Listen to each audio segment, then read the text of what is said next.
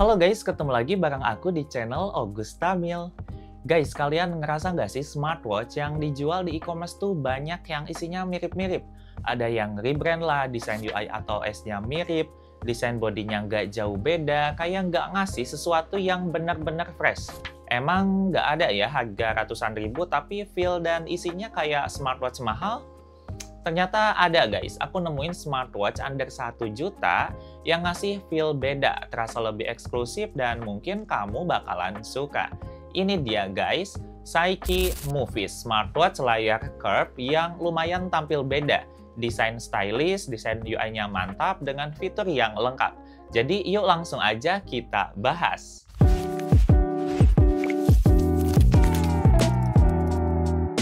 Oke, kita mulai dulu dari boxnya ya. Di sisi kanan di sini ada beberapa highlight fitur.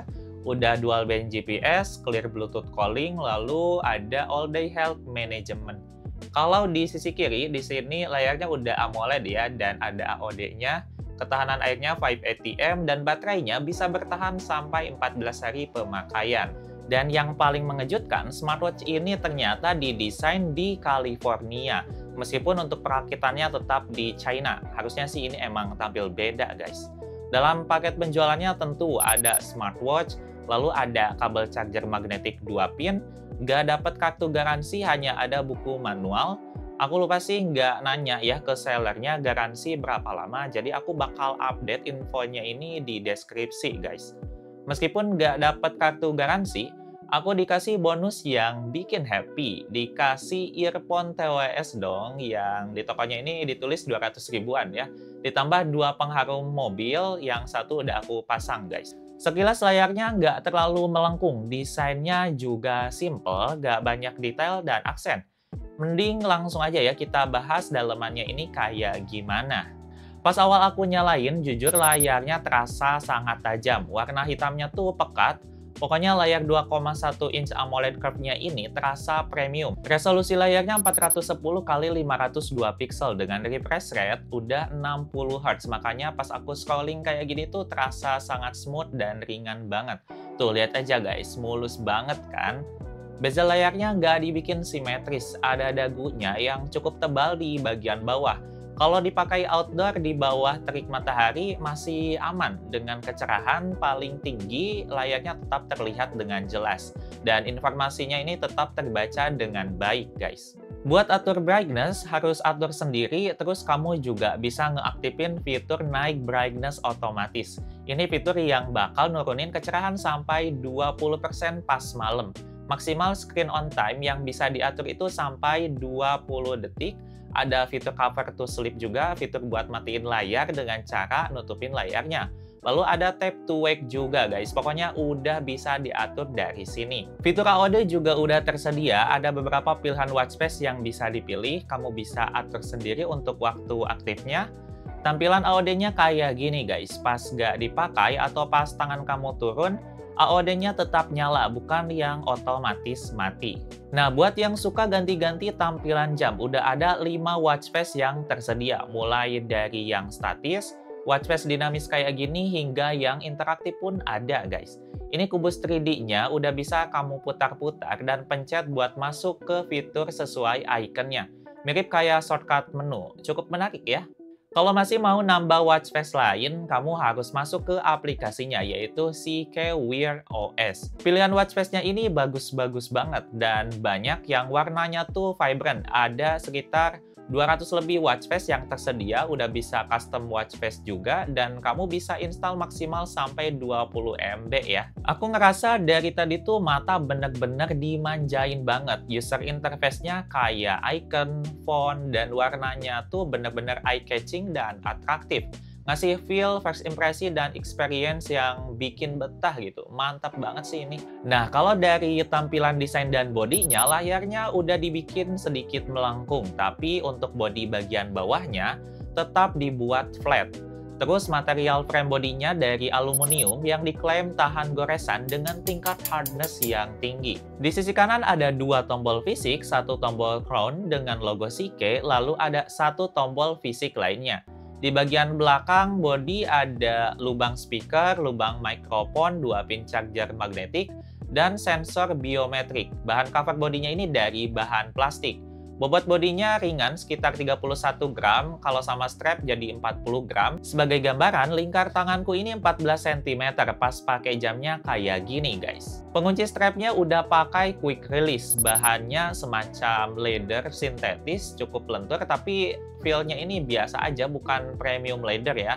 Pengaitnya kayak gini guys, ada 2 lubang, hati-hati kejebak guys, karena aku udah beberapa kali salah masukin malah ke lubang yang atas, alhasil ya jadi seret dan nggak bisa masukin pengaitnya. Desain bodinya emang kelihatan simple ya, biasa aja soalnya nggak banyak detail, tapi cukup memberikan kesan stylish yang minimalis berkat desain layar lengkung, frame aluminium, dan strap leathernya. Seperti kebanyakan smartwatch, Saiki Movies juga mendukung gestur full touchscreen untuk navigasinya dengan tambahan 2 tombol fisik. Tombol crown fungsinya buat scroll menu atau geser widget kayak gini. Udah ada haptiknya, selain itu kalau ditekan sekali bisa buat tombol back, tekan lama buat power on off, lalu tombol yang di bagian bawah untuk shortcut ke mode olahraga. Kalau ditekan lama masuk ke fitur emergency contact, bakalan berguna banget sih ini kalau dalam keadaan darurat ya bisa langsung sat-set ngehubungin orang terdekat. Swipe ke bawah ada quick setting seperti DND, atur kecerahan, raise to wake, pengaturan, kalau geser ke kanan ada AOD, dan lain-lain. Swipe ke atas untuk melihat notifikasi. Tampilan notifnya kayak gini, nanti kita bahas lebih detailnya. Kalau kamu swipe ke kanan, ada pintasan buat putar musik, ada semacam recent apps juga, terus ada history aktivitas dan beberapa data kesehatan. Kamu juga udah bisa atur buat ganti atau nambah pintasan lainnya. Kalau swipe ke kiri, buat masuk ke quick apps atau widget seperti aktivitas, one click measurement, mode olahraga, sleep data, cuaca, musik, dan kalender. Di sini juga sama ya, kamu bisa kustomisasi quick apps dari sini guys. Kalau ngomongin soal smartwatch, emang wajib banget bahas fitur kesehatannya. Yang pertama di sini ada heart rate monitoring. Tampilan UI-nya kayak gini guys, udah ada HRV atau heart rate variability, ada info heart rate zone-nya juga, pokoknya udah lengkap banget. Kamu bisa atur juga buat ngaktifin automatic heart rate atau all day monitoringnya dari sini. Lalu untuk fitur SpO2 juga tampilannya nggak jauh beda. Ada average, peringatan saturasi oksigen rendah, data 7 hari terakhir, dan pengaturan. Fitur lainnya ada stress test, masih mirip ya tampilannya. Ada rentang skor tingkat stres, lalu data selama 7 hari, dan ada settingnya juga guys. Selain itu ada one click measurement, fitur pengukuran sekaligus untuk 3 parameter. Fungsinya ini sama aja ya, cuma bedanya ini sekaligus ngukurnya. Kalau untuk sleep monitoringnya kayak gini guys, data yang ditampilkan dan diukur kehitung lengkap. Ada heart rate, terus ada SpO2, RR atau laju respirasi, distribusi tidur, dan lain-lain. Di bagian sleep settingnya kamu bisa atur mode tidur. Sebenarnya fitur ini mirip kayak mode DND. Bedanya alarm bakal tetap aktif. Fitur kesehatan yang lain ada body energy yang bakal ngasih tahu kalau energi kamu tuh lagi low dan ngasih saran gimana cara ningkatinnya. Lalu ada meditation, semacam fitur breathing exercise, ada fitur buat ngukur kondisi emosional kamu juga, dan ada Pomodoro timer. Ini fitur buat teknik kerja yang diselingi istirahat, cocok buat yang terlalu workaholic guys. Asli, fitur kesehatannya lengkap banget dengan metrik dan insight yang nambah wawasan kesehatan. Bahkan beberapa pengaturan bisa diaktifkan dan langsung diatur dari smartwatch guys. Oke, ini belum selesai ya. Kita lanjutkan ke bagian fitur olahraganya. Ada 150 lebih mode olahraga, mulai dari outdoor running, walking, cycling, swimming, bahkan sampai olahraga yang aku juga nggak tahu ini olahraga apa. Buat yang suka lari atau emang concern banget sama olahraga yang satu ini, Saiki Movies juga udah dilengkapi dengan dual band GPS dengan 6 satellite positioning. Harusnya sih GPS-nya cukup akurat. Sebelum lari atau olahraga, kamu bisa atur beberapa hal seperti goals, interval, ada smart companion, dan metronom juga. Kedua fitur ini berkaitan dengan pace dan ritme lari. Pas mulai mode olahraganya, bakalan muncul countdown kayak gini. Terus tampilan UI-nya ada waktu, kalori, average pace, rolling pace, dan data lainnya. Aku sih nggak terlalu ngerti ya sama parameter ini. Tapi kayaknya bakalan cocok nih buat yang hobi lari. Swipe ke kanan ada buat pause, stop dan atur volume. Kalau swipe ke kiri untuk musik. Gimana nih menurut kalian? Fitur runningnya udah lengkap belum? Komen di bawah ya, apalagi buat yang hobi lari, kasih tahu dong apa yang kalian tahu guys. Beralih ke mode swimming, di mode ini layar bakal otomatis kekunci, jadi gak bisa kita operasikan lewat sentuhan. Kalau mau pause, tekan sekali di tombol crown. Kalau mau berhenti, tekan lama. Pas udah selesai, bakalan otomatis masuk ke mode draining water, buat ngeluarin air dari lubang speaker dan lubang-lubang lainnya. Ketahanan airnya udah 5 atm, bisa dibawa berenang atau menyelam sampai kedalaman 50 meter. Buat yang pemula atau baru mau mulai kebiasaan lari, juga udah disediain running course dari level primary sampai advance. Terus di sini juga ada workout record. Data yang ditampilkannya kayak gini. Kamu bisa lihat sendiri ya, banyak banget datanya dan udah ada rute larinya. Sayangnya pas dilihat di aplikasi, rutenya ini malah nggak ditampilkan. Sungguh disayangkan guys. Terus untuk dukungan notifikasi, udah mendukung semua aplikasi guys. Jadi mau notif apapun itu pasti masuk.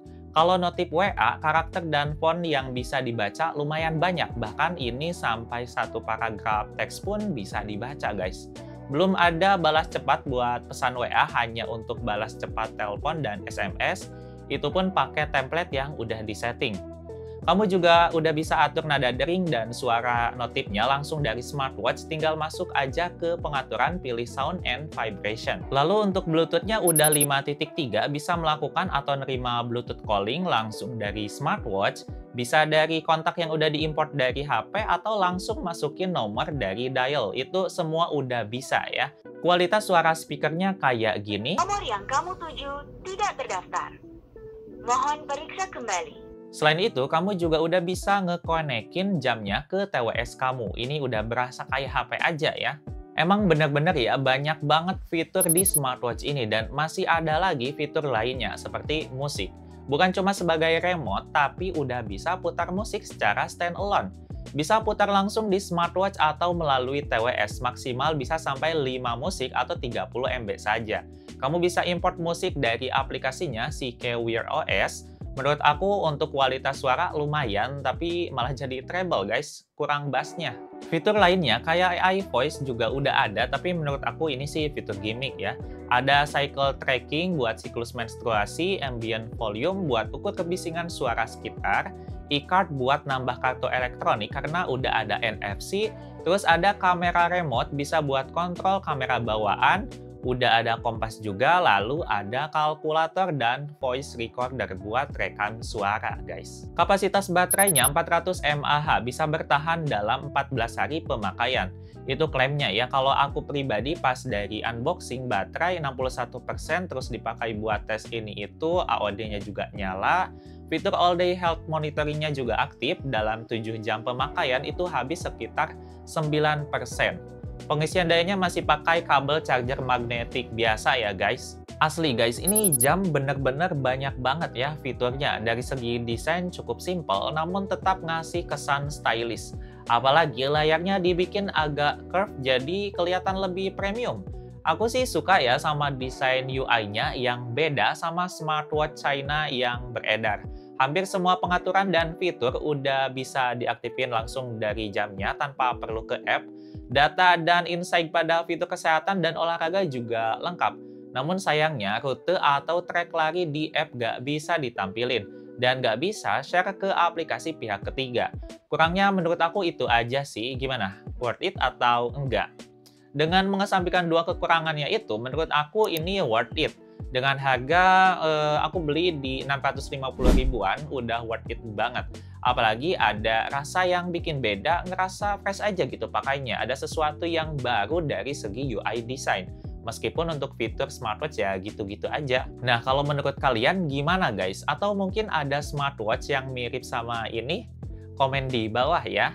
Oke, sekian untuk video kali ini. Jangan lupa klik like, komen, dan subscribe. Sampai jumpa di video selanjutnya. Bye-bye!